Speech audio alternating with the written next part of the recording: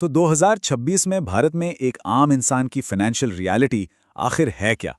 अभी जो आंकड़े हम देखने वाले हैं ना, वो सिर्फ नंबर्स नहीं है। वो एक कहानी बताते हैं। एक ऐसी कहानी जो पैसे को लेकर हमारी पूरी सोच को हमेशा के लिए बदल सकती है। चलिए एक बहुत ही सीधे सवाल से शुरू करते हैं। भारत में एक एवरेज इंसान की महीने की इनकम कितनी होगी? मन में जो भी नंबर आ रहा है उसे पकड़ कर रखिए, क्योंकि जो हकीकत है वो शायद आपको हैरान कर दे। जवाब है करीब 12,000 रुपए महीना। जी हाँ, ये देश की मीडियन सैलरी है। इसका मतलब ये है कि भारत की आधी से ज्यादा जो वर्किंग पॉपुलेशन है वो हर महीने इससे भी कम कमाती है। ये वो जमीनी हकीकत है जहां से हमारी कहानी की शुरुआत होती है। देखिए, ये आंकड़ा हमें प्रिविलेज का एक बहुत जरूरी आईना दिखाता है।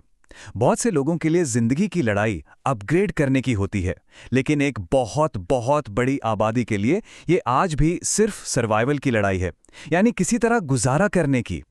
अच्छा, इनकम की बात हो गई, अब आते हैं बचत और कर्ज पर। ये किसी की भी फाइनेंशियल हेल्थ की नींव होते हैं, और यहाँ के जो आंकड़े हैं वो एक बहुत खतरनाक इम्बैलेंस की कहानी सुनाते हैं। एक जमाना था जब सेविंग्स हमारे कल्चर का एक बड़ा हिस्सा थीं। 2000 के दशक की शुरुआत में देश की जीडीपी का लगभग 37% बचाया जाता था, और आज ये आंकड़ा गिरकर सिर्फ 19% रह गया है। मतलब हम कमा तो ज्यादा रहे हैं, लेकिन बचा बहुत कम रहे हैं। सवाल ये है कि ऐसा क्यों हो रहा है? और कहानी का जो दूसरा पहलू है वो और भी ज्यादा चिंता की बात है। हमारी घटती बचत की जगह कर्ज ने ले ली है। 2000 के दशक में जो घरेलू कर्ज जीडीपी का 10% हुआ करता था, वो अब बढ़कर 40% तक पहुंच गया है। ये एक बहुत खतरनाक फाइनेंशियल ट्रैप है। और इसका नतीजा क्या होता है? एक सर्वे बताता है कि 60% लोगों को अगर 1 लाख रुपए से ज्यादा की कोई इमरजेंसी आ जाए तो उन्हें कर्ज लेना पड़ेगा। मतलब सालों की जमा पूंजी एक ही झटके में खत्म हो सकती है। तो इस जाल से निकलने का रास्ता क्या है? रास्ता है मानसिकता में एक छोटा सा बदलाव। खर्च के बाद बचाना नहीं, बल्कि बचाने के बाद खर्च करना। नियम बहुत सरल है। जैसे ही आमदनी आए, उसका पहला हिस्सा निवेश करें, फिर जो बचे उसमें अपना गुजारा करें। और जानते हैं, अपनी बचत को ऑटोमेट कर देना इस डिसिप्लिन को बनाने का सबसे अच्छा तरीका है। चलिए, अब रोजमर्रा के खर्चों से थोड़ा आगे बढ़ते हैं और भविष्य की प्लानिंग पर एक नजर डालते हैं, मतलब रिटायरमेंट और इंश्योरेंस। यहाँ के आंकड़े एक और जरूरी कहानी बताते हैं। एक आम भारतीय परिवार की ज्यादातर दौलत रियल एस्टेट यानी जमीन जायदाद में लगी होती है। बाकी का पैसा एफडी और सोने में, म्यूचुअल फंड और स्टॉक मार्केट में निवेश तो न के बराबर है।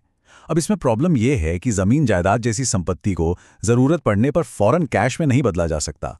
और ये आंकड़ा शायद सबसे ज्यादा चौंकाने वाला है। देश की सिर्फ 4% से भी कम आबादी के पास सही हेल्थ इंश्योरेंस कवर है। इसका मतलब ये हुआ कि एक भी मेडिकल इमरजेंसी ज्यादातर परिवारों को फाइनेंशियली तबाह कर सकती है। अब जरा कंपाउंडिंग की ताकत देखिए।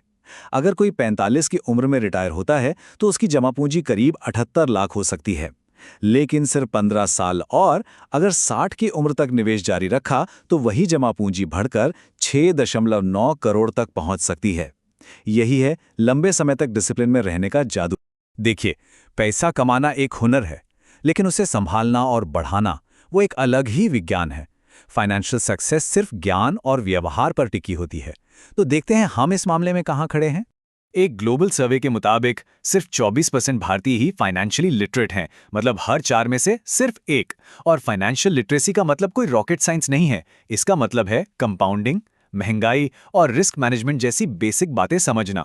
एक बहुत ही आम गलती होती है टैक्स बचाने के लिए निवेश करना, न कि दौलत बनाने के लिए।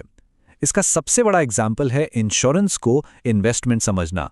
इंश्योरेंस का काम सिर्फ और सिर्फ सुरक्षा देना है, रिटर्न देना नहीं। डिजिटल युग में धोखाधड़ी का खतरा पहले से कहीं ज्यादा है। नियम बहुत सरल हैं।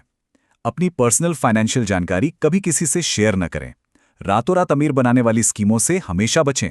और एआई के इस दौर में एक फैमिली कोड वर्ड जरूर बनाएं, ताकि कोई आपकी आवाज की नकल करके आपके परिवार को धोखा न दे सके। और आखिर में चलिए थोड़ा जूम आउट करके देश में दौलत के बंटवारे की पूरी तस्वीर देखते हैं। ये हमें मौके और हमारी पर्सनल जिम्मेदारी दोनों का एहसास कराएगी। तस्वीर बिल्कुल साफ है। देश के टॉप 1% लोगों के पास देश की 40% दौलत है, टॉप 10% के पास 70%, और जो नीचे की 50% आबादी है उनके पास सिर्फ 2.5%। ये एक बहुत बड़ी आर्थिक खाई है। तो इन सारे आंकड़ों से हम क्या सीख सकते हैं? देखिए, देश की आर्थिक असमानता को ठीक करना शायद हमारे हाथ में ना हो, लेकिन खुद को आर्थिक रूप से मजबूत बनाना वो जरूर है। जिम्मेदारी पहले खुद को बनाने की है, ताकि एक दिन हम दूसरों की मदद करने के काबिल बन सकें, और मेरे ख्याल से यही सबसे बड़ा निवेश है।